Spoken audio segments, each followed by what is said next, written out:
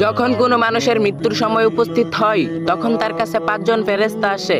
প্রথম ফেরেশতা তখন আসে যখন তার আত্মার নিঃশ্বাস পর্যন্ত চলে আসে। তাকে প্রশ্ন করা হয়, আজ তোমার শক্তিশালী শরীর কোথায় গেল? দ্বিতীয় ফেরেশতা তখন আসে যখন তার আত্মা শরীর থেকে পুরোপুরি বের হয়ে যায় এবং তাকে প্রশ্ন করা হয়, আজ তোমার ধন দৌলত কোথায় গেল যা তুমি জমা করে রেখেছিলা? যখন মৃত ব্যক্তিকে জানাজায় উঠানো হয় তখন তৃতীয় ফেরেশতা এসে বলে, আজ তুমি এত লম্বা সফরে বের হইছ যা আজ পর্যন্ত করনি।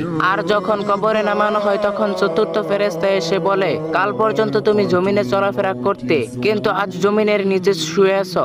আর যখন কবরে মাটি দিয়ে সবাই চলে যায় তখন পঞ্চম ফেরেশতা এসে বলে, তোমার সব আত্মীয় স্বজন বন্ধু বান্ধব সবাই তোমাকে রেখে চলে গেছে আর তারা থাকলেও তোমার কোনো কাজে আসতো না। আজ তুমি হয় জান্নাতের সুসংবাদ পাবে না হয় জাহান্নামের ভয়ঙ্কর শাস্তি। হে আল্লাহ, আমাদের সকলকে ঈমানের সহিত মৃত্যুবরণ করার তৌফিক দিন। সকলেই কমেন্টে লিখে যান আমিন।